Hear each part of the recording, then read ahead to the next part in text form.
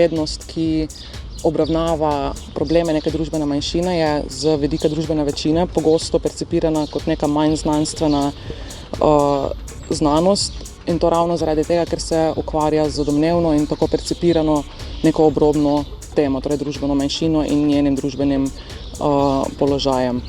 Problem znanosti oziroma raziskovanja, ki naslavlja probleme LGBTIQ+ skupnosti, pa ni le v tem, da se ukvarja z neko domnevno obrobno temo, pač pa tudi v samih parametrih znanstveno-raziskovalnega polja, ki temelji in se usmerja predvsem k neki gospodarski donosnosti in gospodarski inovativnosti, manj pa k nekim družbenim izboljšavam. Problem je, da se manjko podatkov o družbenem položaju LGBTIQ+ skupnosti neredko interpretira in razume kot sama odsotnost nekega specifičnega pojava diskriminacije. Torej manjko podatkov se pogosto bere kot dejstvo, da nekega problema prav zares sploh ni.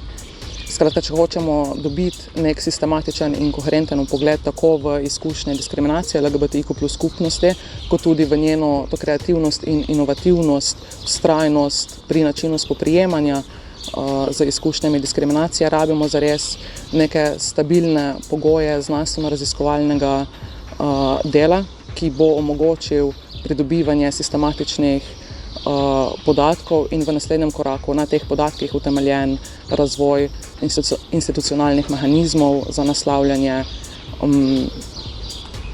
neenakopravnega položaja LGBTIQ+ skupnosti.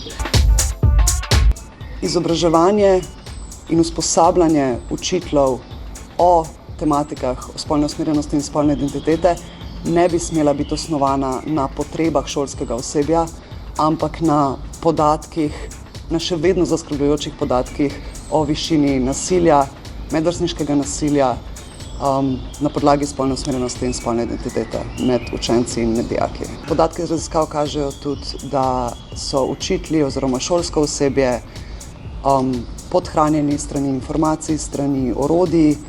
Velikokrat opažamo, da izobraževanje o LGBT temah poteka zgolj kot neko blaženje posledic, ko se neko nasilno dejanje že zgodi na šoli, premalkrat pa se ta izobraževanja uporabljajo kot preventiva.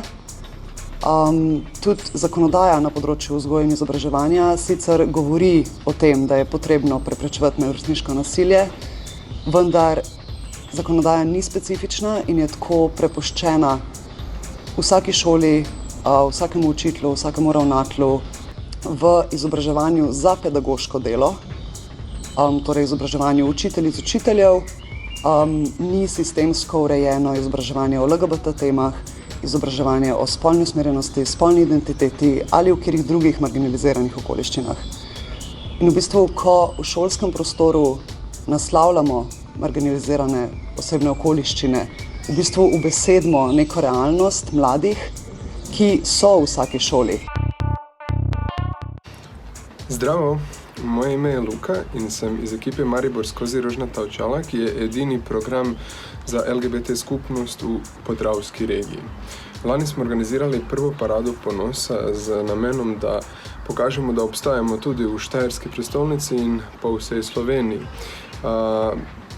Smo Štajerkam in Štajercem povedali, da ljubezen ne izbira, ter jih hkrati vprašali, zakaj bi oni.